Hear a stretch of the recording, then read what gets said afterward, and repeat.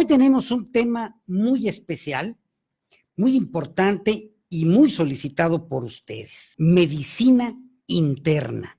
Y para hablar sobre este tema, invitamos a nuestro especialista, el doctor Luis Miguel Estrada Figueroa. Muchísimas gracias, doctor, por aceptar la invitación. ¿Qué tal? Buenas tardes, muchas gracias por la invitación. Pues aquí para hablar un poquito de lo que es medicina interna, que es un tema bastante complicado, a la vez sencillo, que hay muchas dudas en el ambiente, para aclarar algunas de las dudas de la especialidad.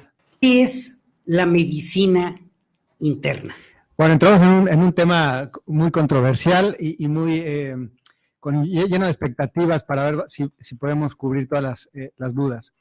La medicina interna es una rama de la medicina, es una ciencia de la medicina, como otras muchas especialidades. Es una especialidad troncal. Troncal me refiero a que cardiólogos, angiólogos, otorrinos, en fin, varias subespecialidades tienen que cursar, neumólogos tienen que cursar la carrera de medicina general y después la especialización en medicina interna para ahí derivarse. En términos generales, la medicina interna es el estudio o la medicina que se encarga de los pacientes adultos a partir de los 16 años. En algunos ámbitos se maneja que a partir de los 17 años y ve todas aquellas enfermedades que tengan una relación directa con el ser humano. Esto es, todas las enfermedades. Hablamos de que desde el sistema nervioso, neurología, cardiología, sistema digestivo, sistema musculoesquelético, absolutamente todo. Para fines prácticos, para fines que el público me haga yo entender, la medicina interna es como el médico general, sin embargo, especializado, porque va más allá de la rama de la medicina general. Entonces, la medicina interna es la ciencia que se encarga de estudiar a los adultos, a los pacientes adultos arriba de 16 años, y que es importante también para las valoraciones prequirúrgicas. Todo paciente que va a ser sometido a un evento quirúrgico, cualquiera que este sea, es recomendable que se valore previamente por un médico internista. Independientemente del padecimiento. Independientemente del padecimiento. Es más allá aún de todo eso, el paciente que se conoce sano tiene que acudir al médico internista para una valoración general.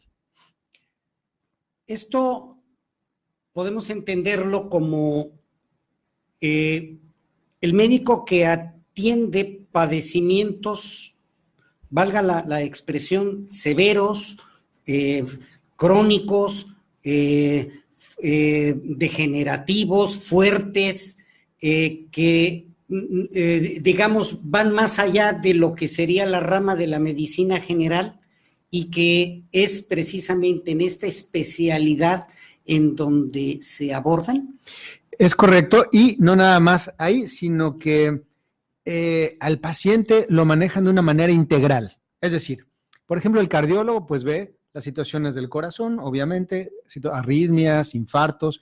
El médico internista ve de manera integral al paciente. De hecho, tiene la habilidad del médico internista de integrar varios diagnósticos de todo el sistema del cuerpo humano al mismo tiempo. Es decir, puede ser que el paciente vaya a consultar, por ejemplo, por una enfermedad digestiva, y el médico internista puede hacer un diagnóstico de una enfermedad renal, una enfermedad crónico-degenerativa, una enfermedad neurológica. Entonces, es un diagnóstico integral del paciente. No necesariamente tuviese que ser un paciente grave, no, pero sí generalmente es un paciente que tiene enfermedades crónico-degenerativas. Porque ocurre con cierta frecuencia el que una persona reporta, ¿verdad? Esto creo que a todos nos ha ocurrido con algún familiar, con algún conocido, reporta que tiene alguna afección, por ejemplo, diabetes. Sin embargo, asociados, si se me permite esa palabra, a la diabetes, existen algunos otros problemas en otros órganos del cuerpo, y dicen, bueno, es que ya me está empezando a sonar toda la carrocería, estoy empezando a tener ya problemas en todo el motor, a nivel pues de quienes de manera lega, sin conocimiento médico, dicen, bueno, ahora sí tengo ya muchos padecimientos cruzados, ya no sé ni a cuál hacerle caso. Este es el punto entonces, la capacidad de integrar la integralidad precisamente en el diagnóstico? Sí, así es, y no solo eso, sino que el internista tiene la capacidad de orientar al paciente de sus padecimientos, sean de la rama de la medicina interna o rama quirúrgica. Es decir, por ejemplo, un paciente que acabas de poner el ejemplo, un paciente diabético que acude por alguna situación de control de la crónico-degenerativa, la diabetes, pero nosotros tenemos la capacidad de diagnosticar o de integrar una alteración, por ejemplo, en los ojos. Entonces ya sabemos que le corresponde al oftalmólogo. Entonces, de manera integral, es una guía también para el paciente porque se manejan varios diagnósticos de manera integral y se guía al paciente hacia dónde tiene que recurrir o hacia quiénes tiene que recurrir para que se le traten todas sus afecciones. Esto es importantísimo. Claro. Y es importantísimo porque la integralidad al final, porque somos seres integrales, esta posibilidad de tener una visión mucho más amplia, mucho más certera, es algo que reduce sin lugar a dudas riesgos, ¿no? Y reduce también problemas. Exacto. En general, el ser humano es muy complejo. El ser humano es muy complejo en todos sus puntos, sus expectativas de vida, desde el área psicosocial, desde el área cultural. Entonces, el médico internista tiene la habilidad de eso, de integrar todos estos factores, tanto sociales, culturales, de alimentación, para poder dar un diagnóstico, y si no está en el ámbito médico, por ejemplo, el paciente que se requiere operar por alguna situación, el médico internista tiene la capacidad de encaminarlo hacia el área correspondiente.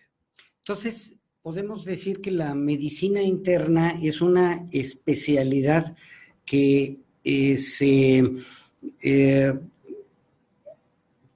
coadyuva, que se coordina, que se relaciona con el resto de las especialidades y de alguna manera es una forma de administrar el estado de salud del paciente. Claro, es como te comentaba al principio. De hecho, la medicina interna es la rama, es el tronco de muchas otras especialidades, neumología, cardiología, alergología, en fin, es la rama, es el tronco de todas las demás áreas médicas. Y bueno, afortunadamente la capacitación, el entrenamiento del médico internista tiene esa habilidad de poder ver al ser de manera integral, y así dar diagnósticos de manera integral. Dice ahí el refrán que nadie sabe lo que tiene hasta que va con el internista, ¿no? Realmente uno se siente sano, se conoce sano, y va con el internista y bueno, le encuentra un sinfín de situaciones, ¿no? Que obviamente no es que los otros médicos no tengan la capacidad. Sin embargo, como tú bien lo mencionaste hace rato, cada especialidad se ha especializado tanto, minúsculamente, que se pierde de vista los otros órganos y sistemas. Entonces, cuando se va al cardiólogo, pues obviamente se enfoca en la especialización cardiovascular, nada más. Y el internista tiene esa habilidad de ver la visión de una manera integral. Eso de verdad que es una muy buena noticia para quienes al cuestionarse o al plantearse y decir, me duele, tengo un dolor intenso en el abdomen, ¿a quién veo? ¿Con qué médico voy? ¿Quién me va a revisar? ¿Qué hago? ¿Qué estudios me voy a hacer? ¿A quién le pregunto? ¿Voy a alguna farmacia? ¿Le pregunto qué es lo que voy a hacer? Y creo que esta es una información muy valiosa para todos los amigos, para todas las amigas que nos están escuchando, para todos nosotros, porque nos permite tener ya una certidumbre, la confianza de poder acudir a una especialidad cuando tenemos algo que sentimos que nos preocupa, algo que sentimos que nos duele, algo que en un momento dado no tenemos ni siquiera la menor idea de qué puede ser, pero quizá muchas sospechas, y nada mejor que ir con un especialista, y un especialista así integral. Es importantísima esta información porque, bueno, hemos tenido varios casos en donde el paciente va de médico en médico, ¿no? Va paseando por 5 o 6 médicos y no saben el diagnóstico. Es importante que, bueno, de manera oportuna acudan con el médico internista, de manera primaria, como una situación primaria. De hecho, en el sistema de salud nacional, en el Instituto Mexicano del Seguro Social, en el ISSSTE, en las ramas de salubridad, de primer contacto hay médicos internistas, más allá del médico familiar, ¿no? Que es como el médico general, hay médicos internistas para poder valorar el uso de medicamentos, por ejemplo, ¿no? Si se pueden usar o no se pueden usar ciertos medicamentos, si la patología es médica exclusivamente o quirúrgica, y para el control, bien importante acá en México, el control de enfermedades crónico-degenerativas, como tú le mencionabas, diabetes e hipertensión. Es punta de lanza el médico internista para todo esto, ¿no? Y me imagino que también para atender este problema que se presenta pues, a muchas personas, sobre todo conforme la edad va avanzando, en donde se toman 10, 12, 14 pastillas en la mañana y al mediodía y en la noche, y que al final eso les puede generar muchos problemas. Es el médico internista entonces quien puede diagnosticar o definir sobre esto. Exacto, el médico internista tiene la capacidad de ver esas situaciones que se llama polifarmacia, en donde generalmente los adultos mayores. Sin embargo, aquí viene un punto importante, que también es rama de la medicina interna, que ya vienen los médicos geriatras. Los médicos geriatras se dedican exclusivamente al adulto mayor. Sin embargo, esto no exenta al médico internista. El médico internista ve todos esos tipos de padecimientos y es el que de manera primaria ve estas afecciones y él refiere al médico geriatra si así lo conviene para el paciente, ¿no? Entonces, para la información de todos nuestros amigos, desde las enfermedades más conocidas o que ya estén identificadas, este conjunto de enfermedades como la diabetes, la hipertensión, los problemas que algunos le llaman, quién sabe cómo se diagnosticaron, angina de pecho, o si tienen problemas de distinto tipo, hasta aquellos padecimientos o signos que inquietan a la persona, tanto lo ya conocido como aquello que en un momento dado no se tiene un conocimiento, una idea de qué es. Lo recomendable es entonces acudir al experto, acudir con el internista, que les va a poder permitir hacer un diagnóstico cierto, pero sobre todo quizá oportuno. Oportuno. Y no solamente los pacientes que están enfermos o que se conocen con alguna enfermedad. Yo siempre recomiendo que la gente en general debe ir por lo menos una vez al año con el médico internista para lo que le llaman el check-up. Es un chequeo general del sistema cardiovascular, musculoesquelético, con la serie de laboratorios en donde se pueden descubrir un sinnúmero de enfermedades. Y no enfermedades, generalmente sería diabetes, hipertensión. El simple hecho de, por ejemplo, tener los triglicéridos elevados, ya estamos hablando de un problema de salud. Obesidad, que es un problema muy frecuente, y es un problema de salud.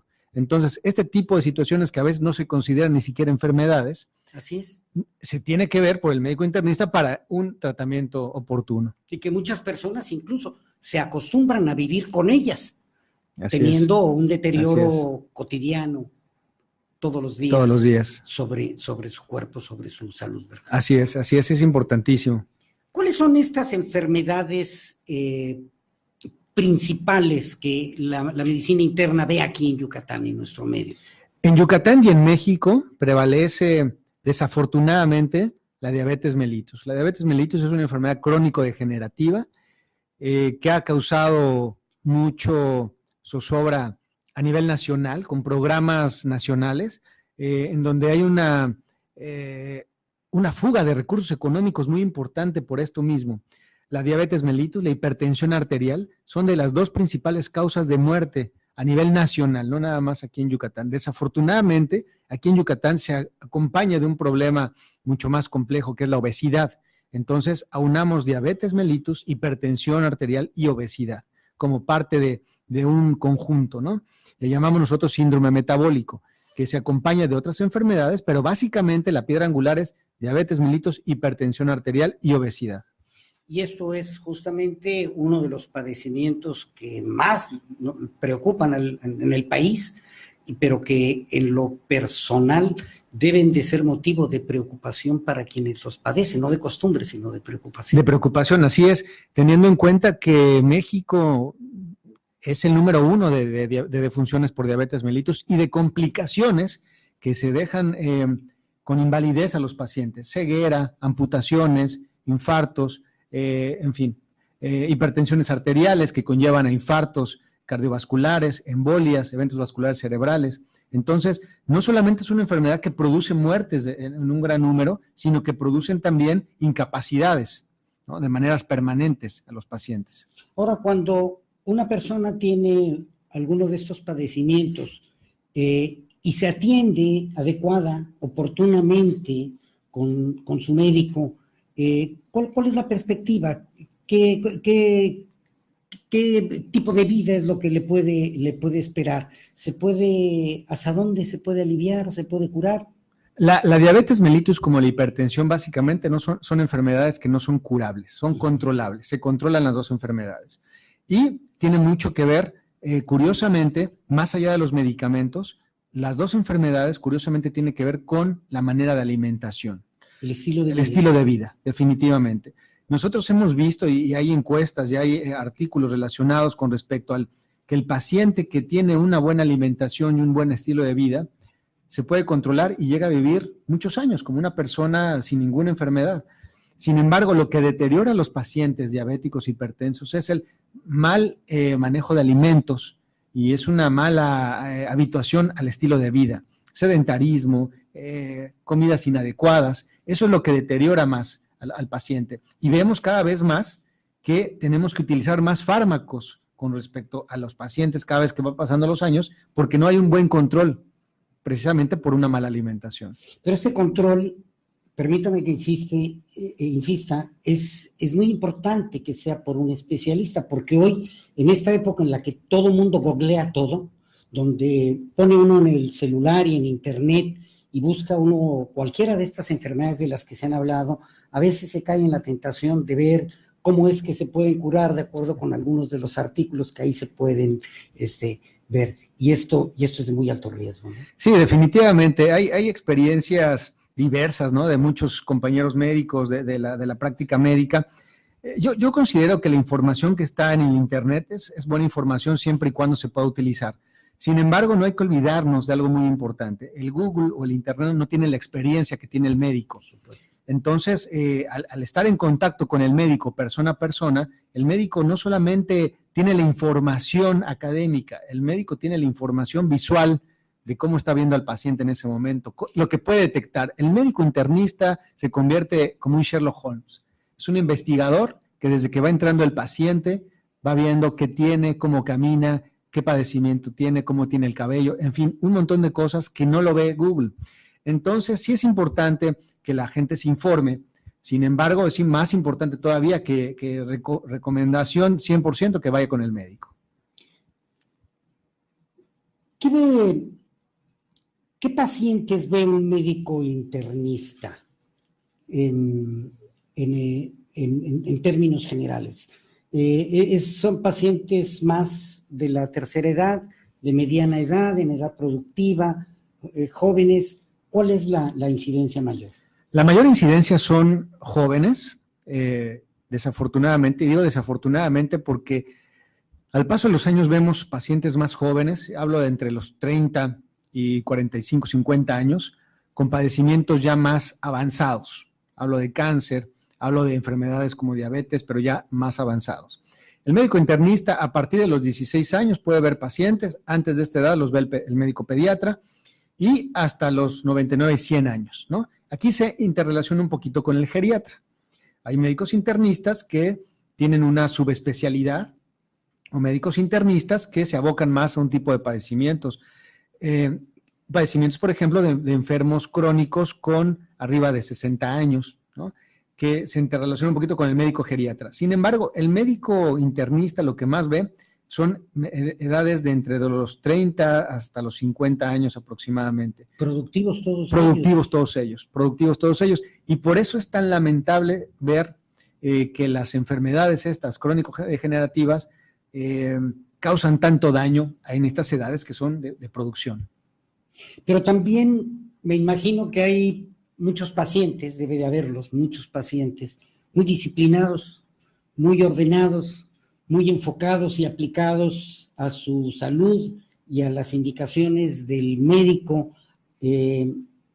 La perspectiva es completamente distinta entonces. Totalmente distinta. Y me siento privilegiado en contar con este tipo de pacientes. Afortunadamente tengo muchos pacientes que llevan al pie de la letra los medicamentos, la dieta, la alimentación, y yo te puedo decir que de muchos de estos pacientes que empezaron con 4 o 5 medicamentos, cuando a través del tiempo, de un par de años, 3 años, el paciente tiene 1 o 2 medicamentos nada más, solamente para control, y llevan su vida completamente normal. Obviamente con una alimentación sana y balanceada.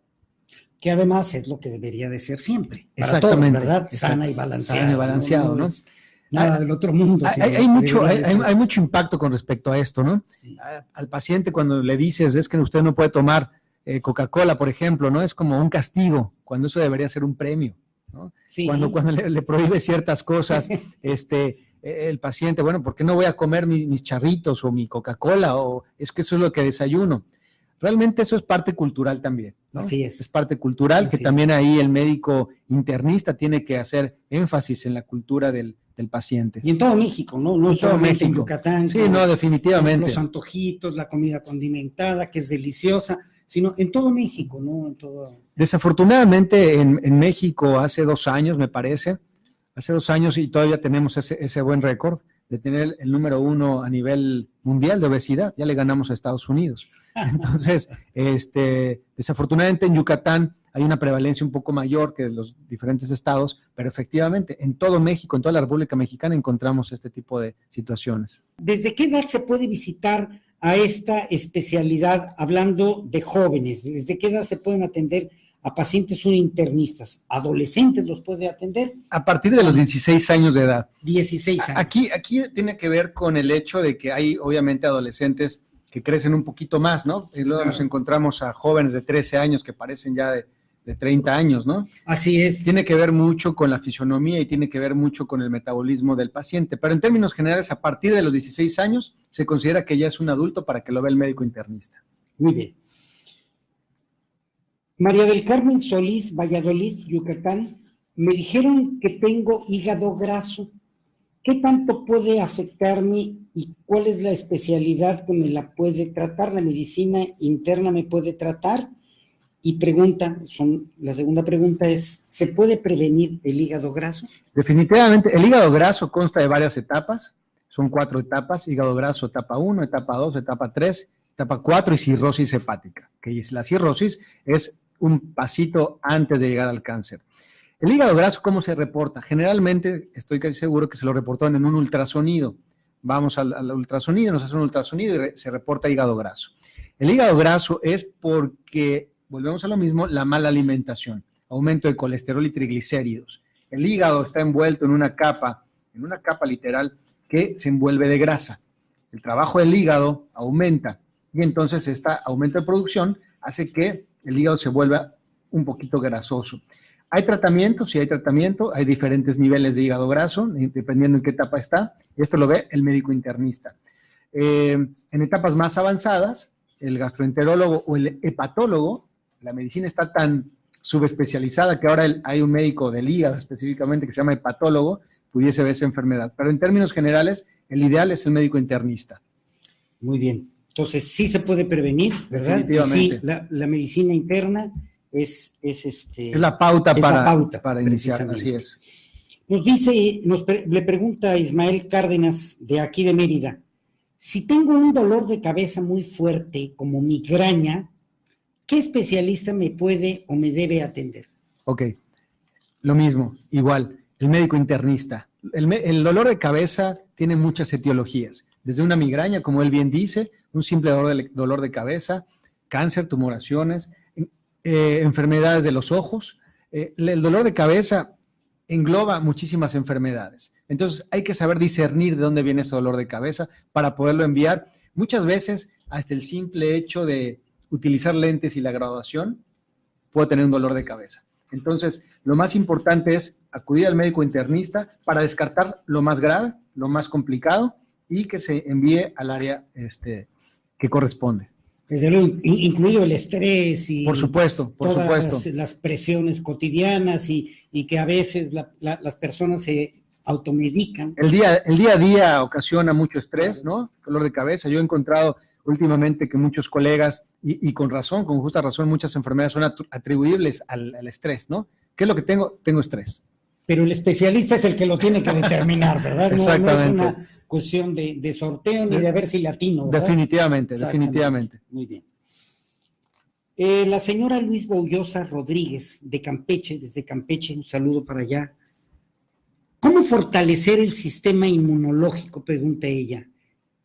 Mis gripas, señala, catarro, tos, son muy, muy frecuentes. Tengo 46 años y me alimento bien. Ok, bueno, es una mujer joven, que es importante que haya dicho su edad, porque el sistema inmunológico en los niños, en los adolescentes, en los adultos y en los adultos mayores va cambiando conforme la edad. Es una paciente joven que hay que ver que si realmente su sistema inmunológico está fallando o tiene un problema respiratorio crónico. Eso es importante. No por el hecho de tener gripas repetitivas significa que ella tenga el sistema inmunológico abatido o que tenga falta de vitaminas, ¿no? Como se conoce. Seguramente tiene un problema crónico de enfermedades respiratorias. Pero volviendo a su pregunta, ella dice algo muy importante y eso quiero aclararlo. Ella dice, yo me alimento bien. Aquí en medicina no podemos poner qué es lo bueno y qué es lo malo. Lo que para ti está bien, para mí está mal y viceversa. La alimentación bien, habrá que ver qué tan bien se alimenta. El plato del buen comer es importante, frutas, proteínas, leguminosas, todo eso. Y bueno, finalmente, si vemos que todo esto está bien, al final sí hay una serie de complementos alimenticios y de medicamentos específicos para poder fortalecer el sistema inmunológico. Pero repito, esto hay que irlo a ver paso a paso. Ella ya desde un principio está diciendo, mi sistema inmunológico está fallando. Puede ser. Y además dice, ¿no? Me alimento bien. Exactamente. Es también, importante. Digo, le doy el beneficio de la duda, por supuesto Claro. que puede ser, pero lo mejor es acudir a un especialista para que ella vea, no era el sistema inmunológico, a lo mejor es el sistema respiratorio que tengo un problema. O sea, la verdad es que no me alimentaba bien, ¿no? Pudiese ser el caso. Ponerse en manos calificadas, sin lugar a dudas. Bien, la señora Esperanza Monroy, de acá, de Mérida, Yucatán, sí. Pregunta, la descalcificación de los huesos por edad, ¿cómo puede ser tratada? Y pregunta también, ¿es cierto que el calcio es muy difícil de que lo asimile el cuerpo? Es parte de las creencias, ¿no? Claro, es una excelente pregunta de esta paciente, es una excelente pregunta. No menciona ahí su edad, pero bueno, ella hizo una muy buena pregunta con respecto a que con la edad se va descalcificando el sistema óseo y es totalmente verídico. Se va descalcificando. ¿Cómo lo podemos saber? La única manera de saberlo de manera general es haciendo una densitometría ósea. La densitometría ósea es un estudio que nos valora la densidad ósea de algunos huesos de nuestro cuerpo, el fémur, la pelvis, el húmero, para ver qué tanto hay de descalcificación. No es lo mismo que se tenga osteoporosis a osteopenia. Entonces, en ese estudio, dan una curva y dice, bueno, tú entras dentro de osteoporosis o osteopenia, que es disminución del calcio, pero no llega a ser osteoporosis. Y esto es tan fácil como que se mide el nivel del hueso y el nivel de calcio que tiene el hueso. Ahora bien, la segunda pregunta que hace es muy, muy importante. Con calcio, menciona ella, y que no se absorbe, está totalmente en lo cierto. Muchos pacientes se automedican y empiezan a tomar calcio. El calcio no se absorbe, ¿por qué? Porque ya a cierta edad en donde el calcio ya no entra al hueso.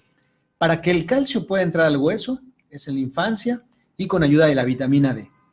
Pero vemos que si hay una descalcificación importante como una osteoporosis, hay medicamentos específicos para poder tener una mejor absorción del calcio o para una buena regeneración del calcio, ¿no?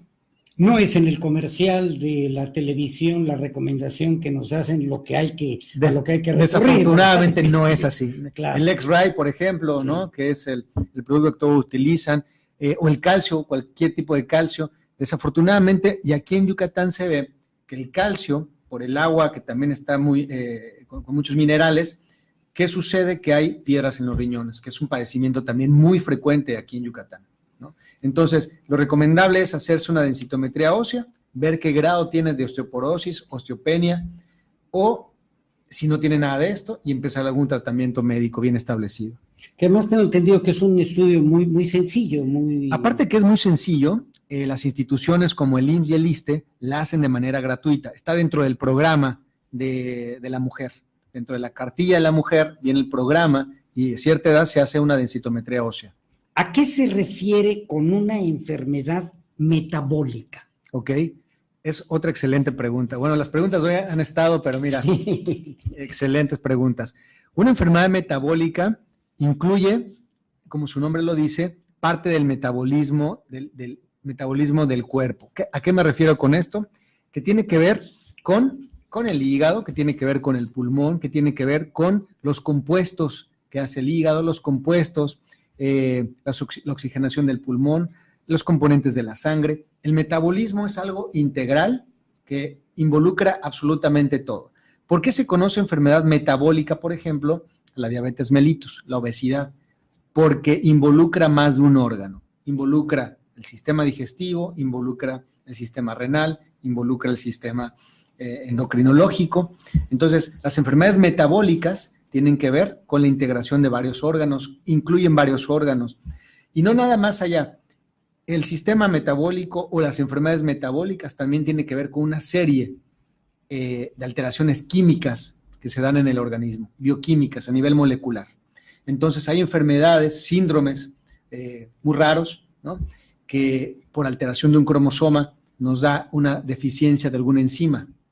Estas enzimas hacen que no podamos digerir ciertas sustancias y eso lo hace una enfermedad metabólica. Entonces, el término de enfermedad metabólica es muy amplio, conlleva la integración se inmiscuye en varios órganos y sistemas, tiene que ver también con situaciones genéticas y tiene que ver también allá con situaciones químicas, sustancias químicas en el organismo. Esta integración de varios órganos, de varias funciones, hacen precisamente ideal la especialidad de medicina interna para poder tener esa visión de conjunto. Así es por eso que es tan fantástico y tan maravilloso la medicina interna. Claro. Está mal que yo lo diga, pero la medicina interna, estoy enamorado de la medicina interna porque la medicina interna es eso, la integración de absolutamente todo. Y como hablábamos hace rato, la integración hasta del ámbito social y cultural. El paciente no nada más llega con una enfermedad, llega con una enfermedad y atrás del paciente hay familia, atrás del paciente hay cultura, atrás del paciente hay costumbres, que también eso es importante integrar en la mesa de exploración. No nada más es tómate esta pastilla y que te sientas bien, es integrar todo eso. Es por eso la maravillosa especialidad de la medicina interna. Esto que para los pacientes se traduce en certidumbre, en disminución de riesgo, en seguridad, en certeza de qué es lo que se tiene y lo que hay que hacer, lo que va y lo que no debe de ir. Eso es muy importante en un momento cuando alguien tiene un padecimiento fuerte, ¿verdad? Eso es fundamental, es importante lo que acabas de decir. No necesariamente el médico y cualquier especialidad, no necesariamente se tiene que llegar a un diagnóstico. Hay enfermedades que no tienen diagnóstico, hay padecimientos que no tienen un diagnóstico como tal.